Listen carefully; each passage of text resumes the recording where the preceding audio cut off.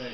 So language translation. Dan said the biggest transition for you would be the language. language. is the verbiage, and you know, I've got a whole lot of football in my mind through the years. You know, the West Coast offense, you know, Norv Turner's 3-digit offense, and but you know, it's really been good. The sequence of this offense, it makes sense, and Dan has done a great job of adapting his system so that, you know, players can learn it and understand it, because I think the biggest problem that coaches make sometimes is they get more concerned with what they know as opposed to what the players know. And this system allows players to understand, and it allows me to come in as a coach and pick it up. The concepts are very similar to what I've been accustomed to.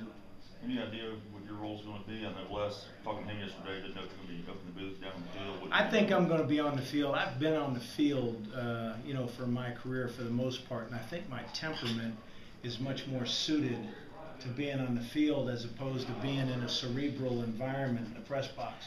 I kind of get used to, and I like the activity on the boundary. Plus, I've never had a receiver coach be in the box. I think receiver coaches need to be on the field and you know, and be able to look and talk to our players and particularly work substitution patterns. I think that's absolutely critical, particularly here in Mississippi, in the South, in the heat, making sure that we've got fresh guys on the field.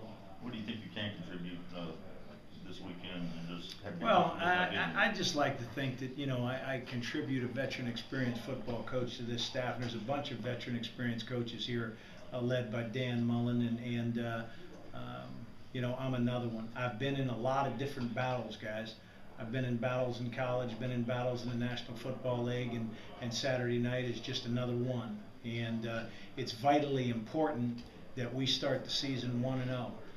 That's the most important mission for this football team on Saturday, is to be 1-0. And it's been a great week for me. I've really had a great time getting to know these players. This is an outstanding group of young men. I mean, it's as hard a working group as I've ever been around. And I think that says so much about Coach Mullen and the other coaches on this staff, is you don't have to coach effort with this bunch. This bunch understands effort.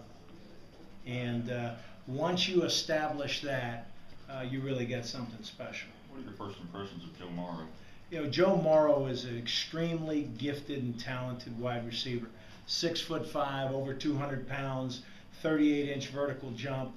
He just has some things. He's been blessed with some physical attributes that a lot of guys don't have. Right now, he's a little gimpy, guys. I think about a week ago, 10 days ago, he bruised his knee a little bit.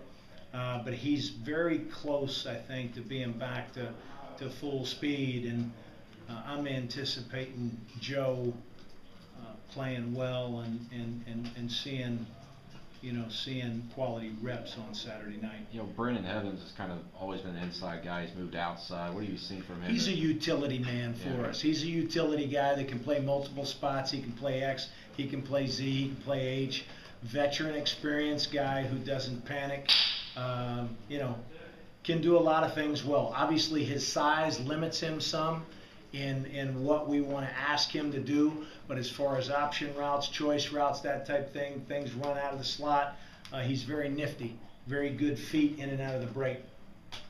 Tim, Dan has said that he's going to continue his tradition of scripting out the first 12 plays for the game just to give the new guys and Tyler some confidence. I'm sure you've been around that before. Talk about the pros and cons of that and just what the benefits are. Well, I think it's imperative that your football team understands your plan.